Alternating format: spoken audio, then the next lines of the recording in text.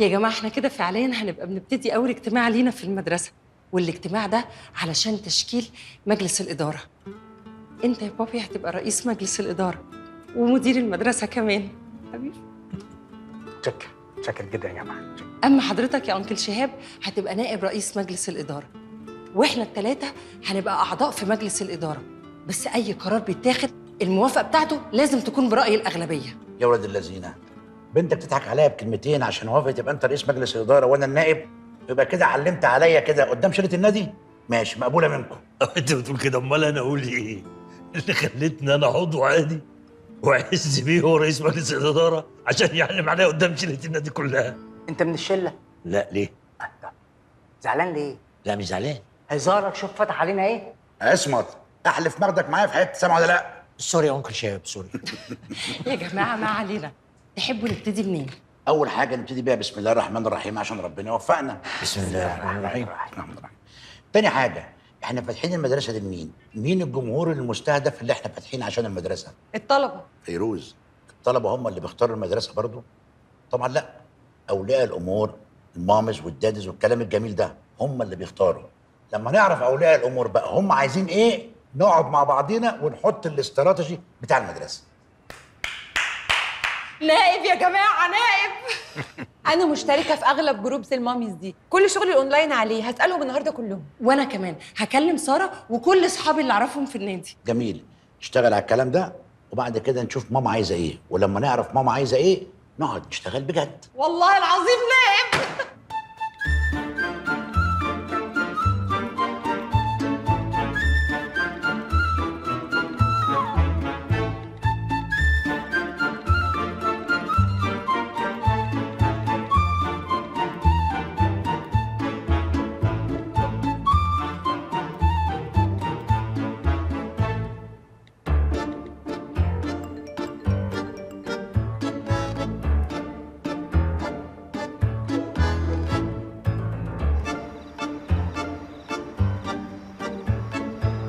طيب نسمع سوزان.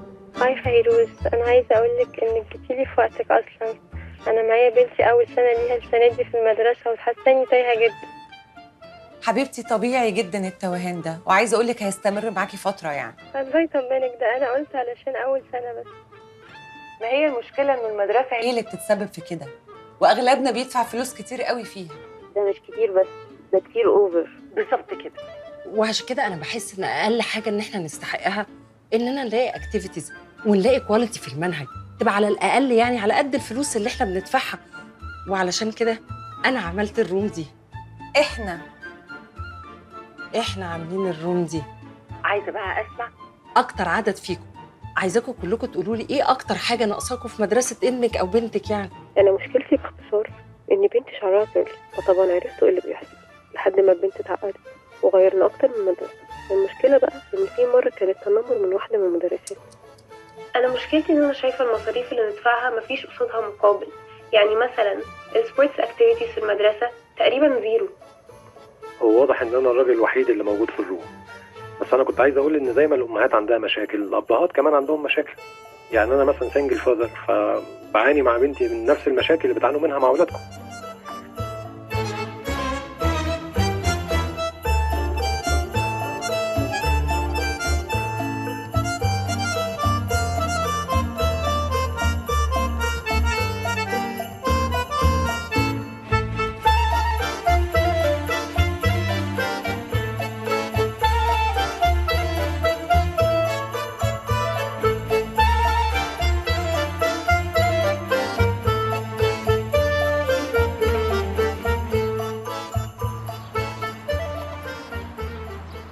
انا حاسه ان احنا لسه فاضل لنا كتير قوي عشان نعرف نبتدي. يا ساتر، ليه التشاؤم ده يا بنتي؟ تفائلوا بالخير تجدوه، كل حاجه تبقى كويسه ان شاء الله، ما تقلقيش. اقول يا جماعه، انتوا عملتوا بلان لسيستم المدرسه ولا لسه؟ هو احنا يا انكل اون مستعملنا بلان، بس تقدر تقول كده ان احنا لسه ما وصلناش للصوره اللي ترضينا. يعني لسه ما وصلناش للحته اللي تخلينا مختلفين عن اي مدرسه تانية. احنا مش لازم نبقى مختلفين لمجرد الاختلاف، احنا ممكن نبقى شبه مكتملين. لو في اي مدرسه بتعمل حاجه صح ناخدها ونطورها. المهم دلوقتي عملتوا اللي احنا اتفقنا عليه، شفتوا الناس عايزين ايه؟ ويا ريتنا ما شفنا. كل واحد عايز يربي عياله على كيفه وعكس التاني. في اللي عايز عياله يتضربوا وياخدوا بالجزمة عشان يتعلموا، وفي اللي مش عايز حتى المدرس يشخط فيهم. وفي امهات بتشتكي ان المواد صعبه، وامهات تانية بتشتكي ان ولادهم ما بيتعلموش اي حاجه في المدرسه. فلو احنا مش عارفين نعمل ايه، مفيش سيستم مدرسه هيعجب كل الناس. انا شايف ننسى موضوع البلان ده ونبتدي من الاول خالص.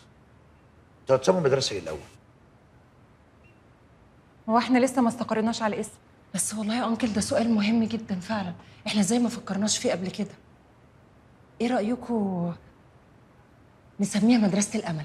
لا لا لا لا، جو دار مسنين قوي ده. طب قولي حضرتك يا جينيوس. المستقبل. يا سلام على الكرياتيفيتي، ده ما فيش شارع فيك يا مصر ما فيهوش مدرسه ما اسمهاش المستقبل. عشان الاسم حلو. خلاص نسميها مودرن، مدرسة الحياة، النهار. او سي بي سي سفره، ولا نسميها المحور ولا الدائري، واحنا بنرتب قنوات يا جماعه. ايه الهطل ده؟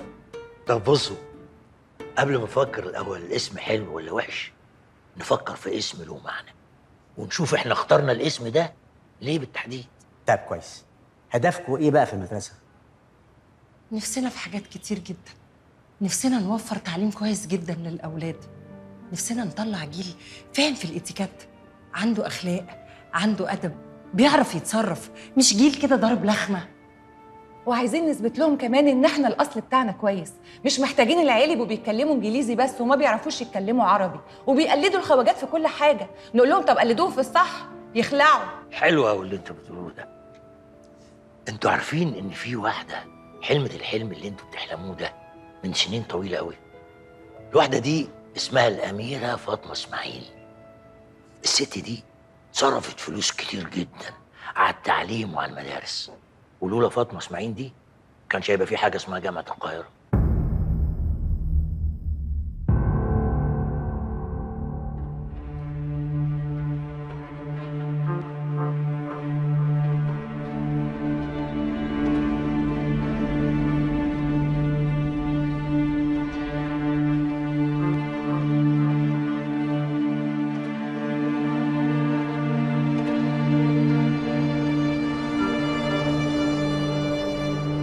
ده وقت درس تاريخ يا بابا بالذمه. تصدقي بظهر ايدي؟